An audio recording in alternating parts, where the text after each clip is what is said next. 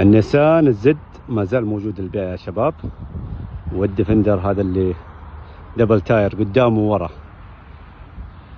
النيسان جير عادي تي توب 83 ماشي 109,000 واصل 9,500 ولم يتم البيع، ما زال موجود يا شباب.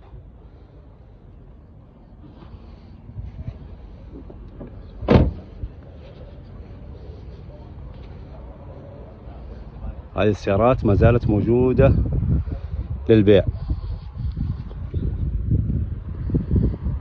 الديفندر واصل 13 يا شباب ولم يتم البيع.